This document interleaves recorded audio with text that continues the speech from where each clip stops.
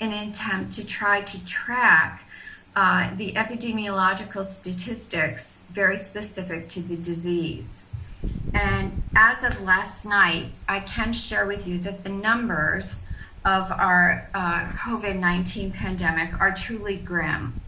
So we have over 15 million cases, 200,009 newly diagnosed cases as of yesterday, and we currently have 106,688 patients who are currently in hospitals in the United States with COVID-19. Over 20,000 of those patients are in intensive care units, and over 7,000 of those patients require ventilator support. Yesterday in the United States, we experienced 3,054 deaths due to COVID-19 in one day alone. Really very grim statistics that have so many of us alarmed, and our healthcare systems on the verge of crisis. Earlier in the pandemic, I conducted a research study nationwide of the impact of the COVID-19 pandemic on our nation's nurses. And we saw then, because of the surge in the greater New York, New Jersey area, that there were significant challenges that nurses faced every day.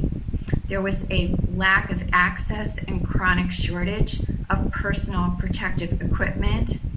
At that time, we were unsure that we would have enough ventilators.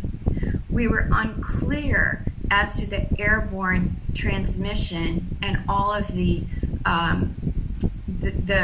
modes of transmission of the virus were still, being revealed to us. And so there was an uneven application in the United States of those public health interventions, widespread masking, social distancing, avoidance of crowds, respiratory and hand hygiene. We had started to implement those non-pharmaceutical interventions to control the disease, but it wasn't adopted nationwide. It was adopted by a state-by-state method, and that created additional challenges.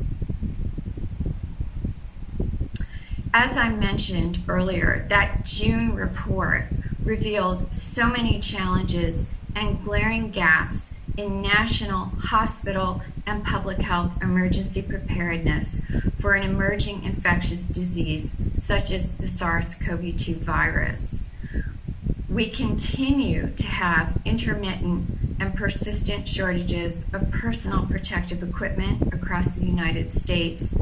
We now have plenty of ventilators, but our challenge is in having enough critical care nurses and respiratory therapists to staff those intensive care unit beds across the U.S.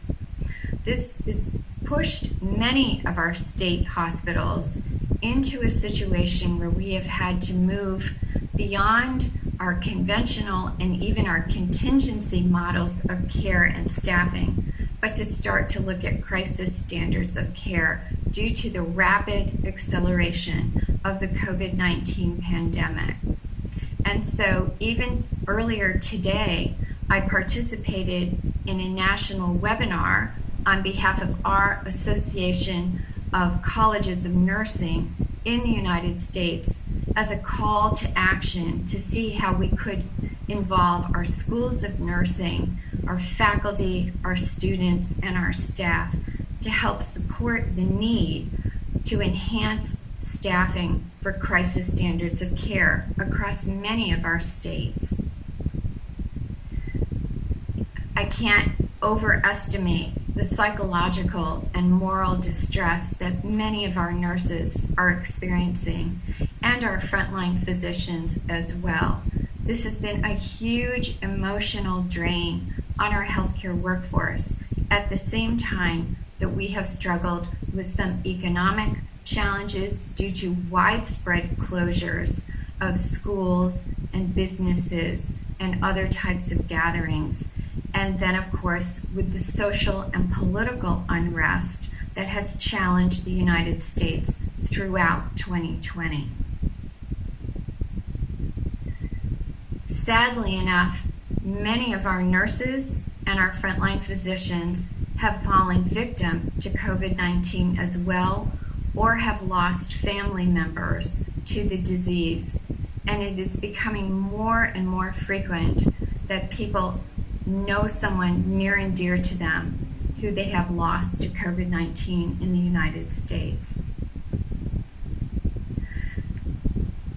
Throughout this pandemic, as I have taught and presented and trying to write guidance for nurses and hospitals across the United States, I go back to the many lessons that we should have learned from earlier infectious disease outbreaks, certainly the Ebola outbreak several years ago, and dating all the way back to the 1918-1919 Spanish flu pandemic, that should have really told us that we needed much stronger education and training regarding timely and appropriate public health emergency response, infection control and disease containment strategies, and the role of nurses in a flexible, nimble workforce that's able to be mobilized and deployed across state lines in the United States